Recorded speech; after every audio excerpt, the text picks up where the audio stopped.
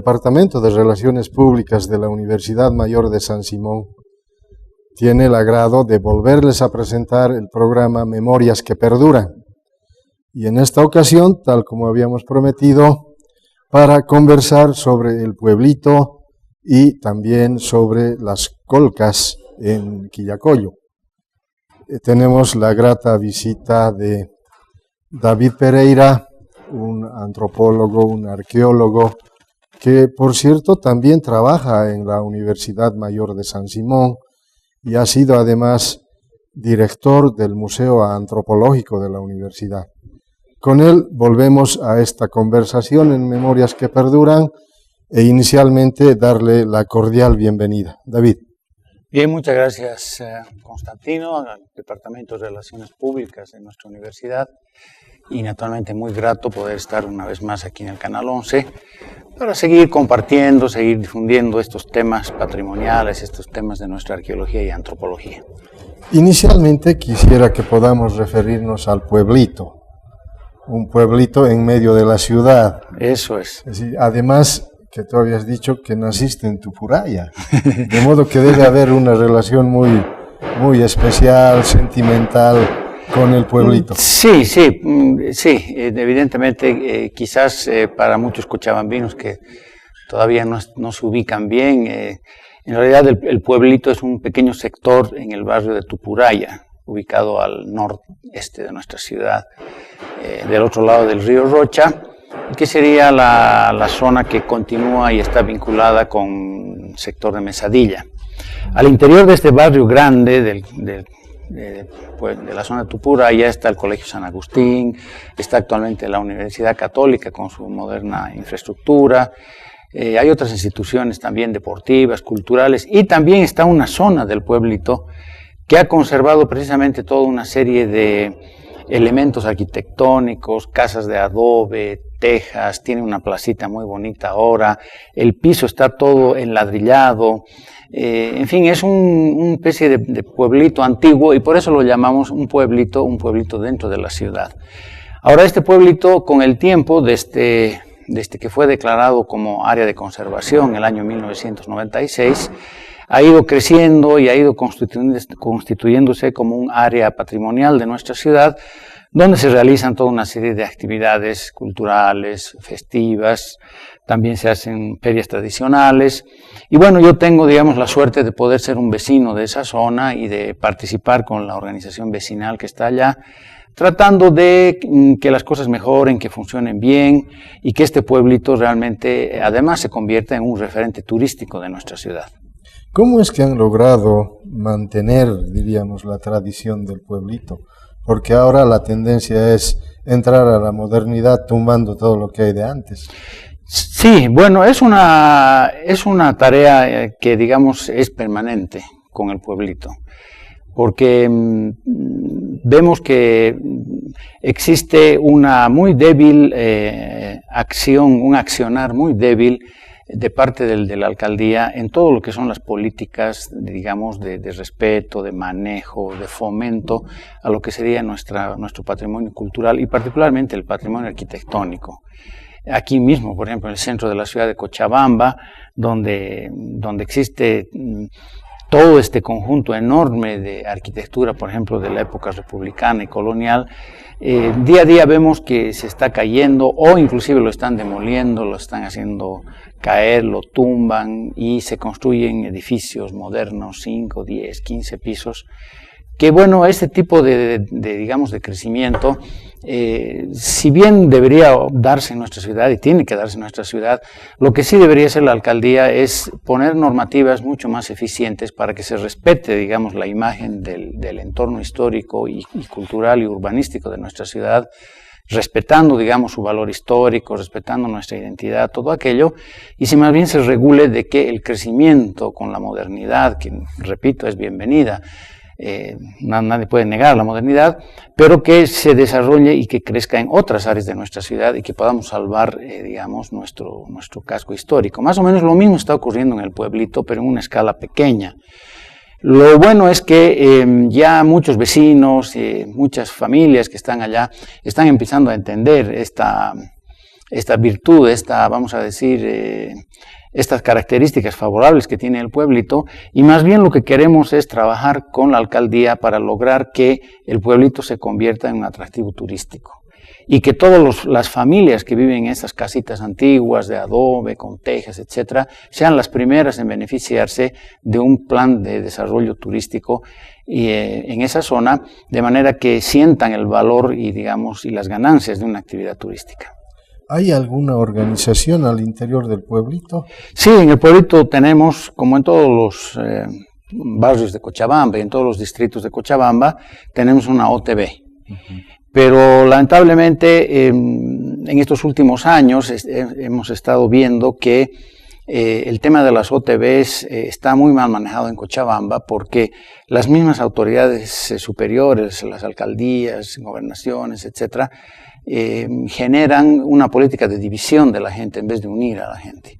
Entonces, aquí en Cochabamba todos sabemos que existe una suerte de paralelismo prácticamente de todas las OTBs de Cochabamba, tienen paralelas, y en fin, es un caos total.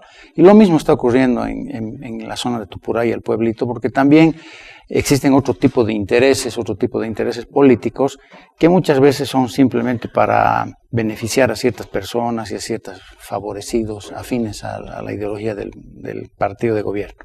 ¿Cómo cuántas familias viven en el pueblito? Mira, exactamente no tengo el dato, pero son más o menos alrededor de 4.500 personas que viven en toda la zona, que empieza en el borde del río Rocha y avanza hasta la avenida Circunvalación. ¿Qué características podrías destacar del pueblito?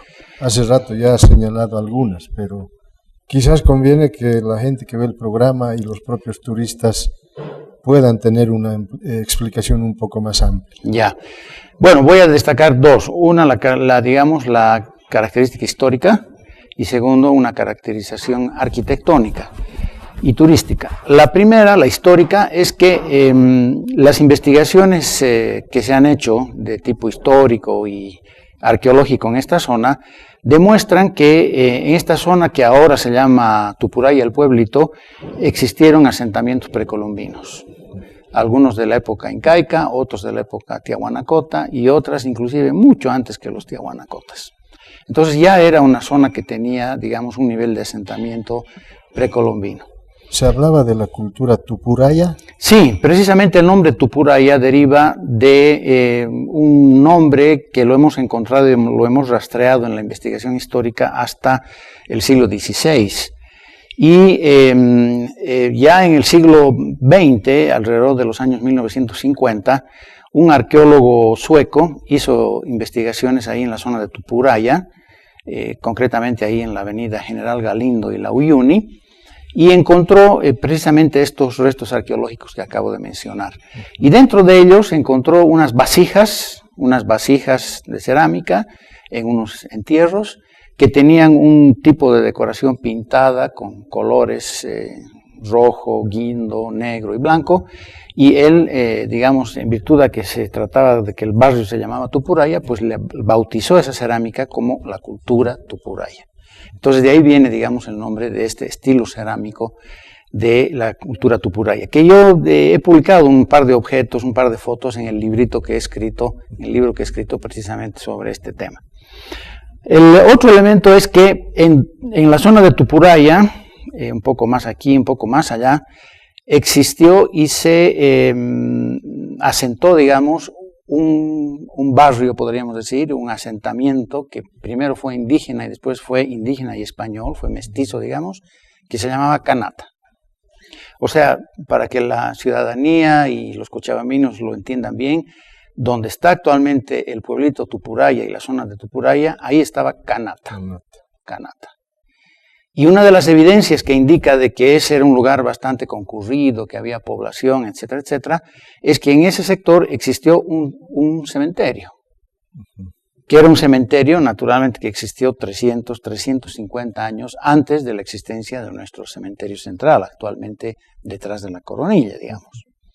Entonces, ahí existía este pueblo de Canata y la gente que se moría, los difuntos, etcétera, eran enterrados en su propio cementerio, que alrededor del año 1980 fue retirado y removido por orden de la alcaldía, y en su lugar se construyó una unidad policial con un edificio que es lo que se llama ahora la unidad 110, que está en la parte, digamos, oeste del sector de Tupuraya. Entonces, ese ha sido, es decir, el pueblito Tupuraya ha sido un barrio muy importante por haber sido, digamos, la zona donde existió Kanata. Ahora, el otro aspecto que quisiera destacar es precisamente la cuestión arquitectónica. Es decir, este sistema y este mini conjunto urbano, digamos, con estas callecitas, ahora están todas enladrilladas. También hubo bastante discusión sobre si se iba a poner ladrillo o si iba a poner asfalto. También, digamos, la imagen urbana de casitas así, tipo rural, con paredes de adobe, techos de teja. Tiene una hermosa plaza central, muy bonita, con flores, con jardinería. Y es realmente, como está escrito en este pequeño folleto turístico, que se lo puede obtener en la Dirección de Turismo de la alcaldía de nuestra ciudad, en la Plaza Colón, es un pueblito y es un área que nos permite caminar, digamos, en esa zona y entrar, digamos, un poco a la dimensión del pasado. Pese a que estamos dentro de toda la modernidad, pues es una especie de mini espacio donde uno puede sustraerse, digamos, hacia el pasado, un poco imaginarse cómo pudo haber sido Cochabamba en el pasado, cuando no había vehículos, cuando no había micros, no había bloqueos, no había todo el caos urbano que estamos viviendo ahora y que realmente es tan difícil de controlarlo y que no hay alcalde, digamos, que pueda encaminar una gestión a largo plazo y sostenida para mejorar nuestra situación urbana. Yo espero que a futuro el pueblito pueda mantenerse como una unidad de estas características y que reciba el apoyo tanto de la alcaldía como de la gobernación para que realmente se consolide mucho más de lo que ya está como una zona, digamos, de tradición, una zona de cultura, una zona de turismo en nuestra ciudad.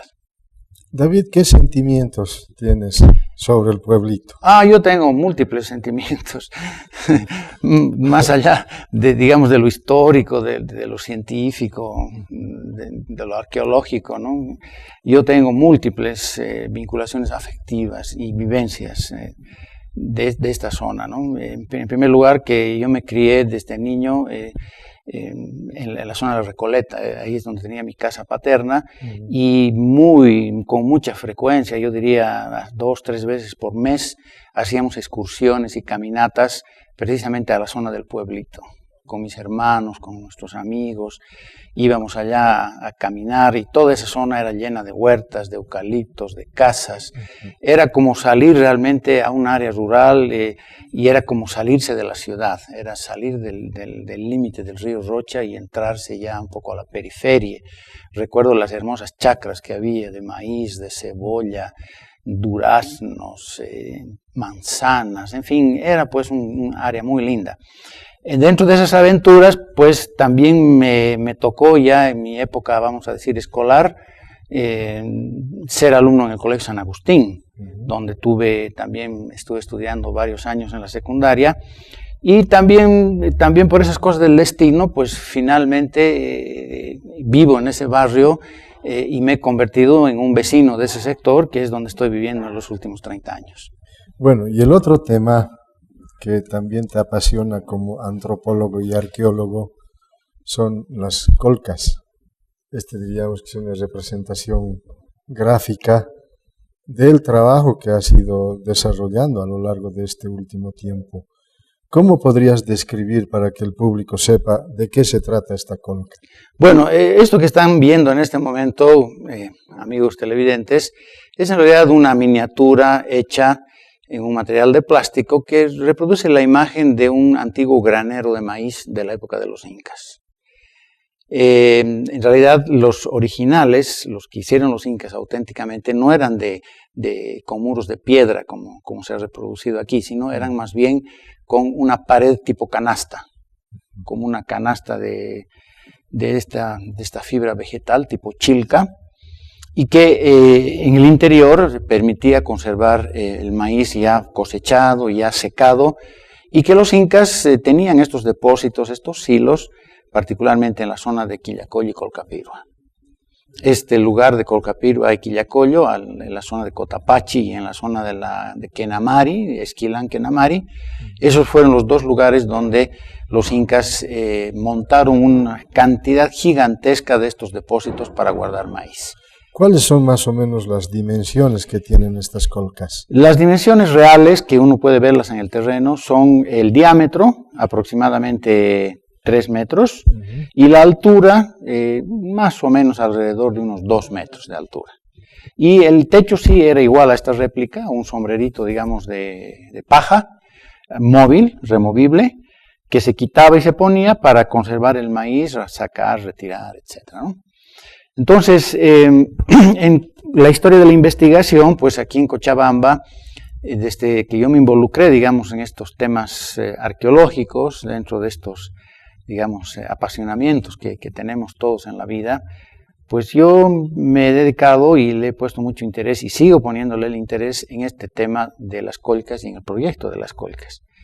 ¿Por qué? Porque haciendo ya, digamos, los estudios preliminares, las investigaciones, etcétera, hemos podido ver que entre Quillacollo y Colcapirua existen aproximadamente 4.000, o existieron 4.000 colcas. Y si uno ve esas cifras y se empiezan a hacer estimaciones de la capacidad de almacenamiento y otro tipo de análisis, comparando inclusive con otros sectores que hay en Perú, que hay en Ecuador, que en el norte de Chile, en Argentina, etcétera, donde el imperio inca se expandió y existió, pues aquí nuestras colcas de Cotapachi son las número 1. Es decir, comparativamente hablando, Cotapachi, Quillacollo y Quenamari, Esquilán en Colcapirua son los dos lugares donde existieron y montaron los incas los más grandes complejos de almacenamiento de maíz de todo el Tahuantinsuyo. ¿Cómo cuántas colcas aún quedan ahora? Mira, actualmente quedan, yo estimo que deben quedar en buenas condiciones más o menos alrededor de unas 2.800 o 3.000 colcas. Porque lamentablemente en estos últimos 5 o 6 años, las colcas que más han sido agredidas y destruidas son las de Quenamari y Esquilán en Colcapirua.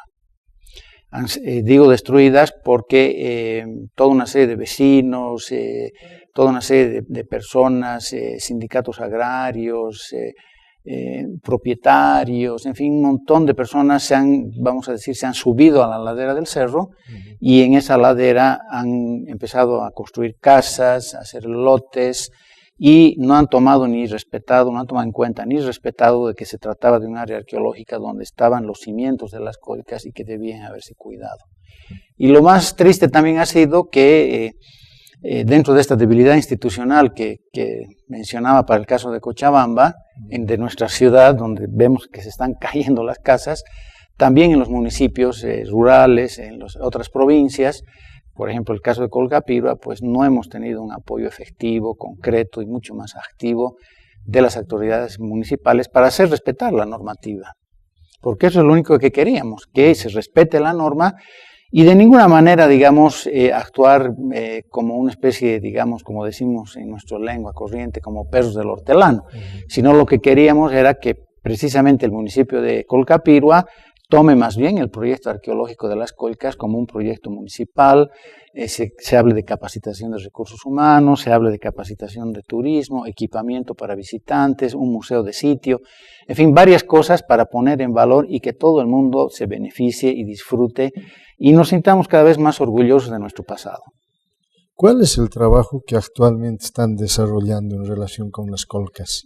Bueno, el colca es donde más fuertemente estamos trabajando en este momento con un comité impulsor con base en Quillacollo, es en la zona de Cotapachi, en el sector sur de la laguna de Cotapachi, donde existen ya aproximadamente 25 réplicas de colcas, más o menos como estas. Anualmente se hace un festival anual en la época del 21 de junio con tema de solsticio y permanentemente está funcionando ya como un atractivo turístico, o sea, los pasos ya se están dando. estamos, digamos, tratando inclusive de consolidar un manejo turístico mucho más adecuado e inclusive como para ponerlo ya a una escala nacional e inclusive internacional, porque actualmente en muchos atractivos turísticos de Quillacollo y de nuestro país en términos generales aparecen folletos, aparece información, pero cuando uno llega al sitio pues resulta que no hay absolutamente ningún tipo de apoyo ni servicio turístico. Entonces es lo que queremos montar en este caso en las Colcas de Cotapaxi. ¿Qué debería ser el trabajo que desarrolla el municipio en relación a las Colcas? El municipio lo que debería hacer en relación a las Colcas es, en primer lugar, consolidar y reforzar muy claramente, en primer lugar, el tema de la tenencia legal de la tierra. Porque lo que estamos viendo y lo que ocurre en muchos lugares es que hay un doble o triple accionar. Por un lado están los municipios, pero por otro lado también está el INRA. Y el Instituto Nacional de Reforma Agraria, el INRA, a veces actúa de forma aislada, bajo otro tipo de presiones, con otro tipo de visiones, con otro tipo de favoritismos, y muchas veces, vamos a decir, hacen saneamientos de tierras, ignorando o sin tomar en cuenta de que en esos lugares existen los restos arqueológicos. Entonces, el primer tema es consolidar bien el derecho propietario de estos lugares arqueológicos. Segundo, que los municipios incorporen, y fundamentalmente con apoyo económico, incorporen en sus POAs toda una serie de pasos que hay que ir dando para el mejoramiento de estos sitios. Y en tercer lugar, yo creo que también los municipios, con una visión tal vez más amplia, podrían convocar al sector privado, del empresariado del sector de turismo, para que ellos también se involucren en los manejos de estos sitios patrimoniales y que ellos también tengan sus beneficios, obviamente, ¿no? Si la alcaldía no va a poder, digamos, administrar y manejar un monumento arqueológico, pues que ponga ciertas reglas del juego y que abra las puertas a otros que sí tienen interés en hacerlo. David, ¿y hace qué tiempo llevas trabajando tanto la investigación como estos trabajos de restauración? Ay Dios, es una pregunta histórica para mí. Tengo que hacer un poco mi propia historia, un poco revisando inclusive mis propias fotos. Yo tengo mis primeras fotos que fui allá a la zona de Quillacollo, a hacer las primeras exploraciones, y mis primeros artículos inclusive datan del año 1975. Precisamente ahí en mi archivo tengo una foto del año 75 que fui una vez con mi hija Leticia, cuando ella apenas tenía unos 2 o 3 años, era una bebita chiquita, y la llevé conmigo allá. Y bueno, desde esa época es que yo estoy involucrado en estos proyectos. Llevas demasiado tiempo. Sí, pues sí, es una entrega, una pasión de toda la vida, ¿no? Y es una pasión que yo la tengo como la tenemos todos siempre en algo, ¿no es cierto? Un futbolista, por ejemplo, tiene la pasión con la pelota, y quizás una de las cosas más lindas de un futbolista es meter un gol, claro. ¿No es cierto? La sensación que tiene y la emoción que vive un futbolista al meter un gol, pues es una pasión que solamente él la siente, y nos hace sentir también a los demás, que somos apasionados, ¿no? Entonces, bueno, yo como arqueólogo y antropólogo también tengo mi pasión en este tipo de cosas, y un médico las tendrá en la suya, y un agrónomo, y quien sea, ¿no? David, gracias por compartir. No, al contrario, pues, tu pasión por las Colcas, pues, tu pasión por el pueblito. Por favor, pues aquí estoy yo a la orden para seguir trabajando, y seguiremos poniendo hasta que las cosas cambien, pero aquí estamos. Hasta que las velas no ardan. Exactamente, hasta que las velas no ardan. Bueno, muchas gracias. Muchas gracias.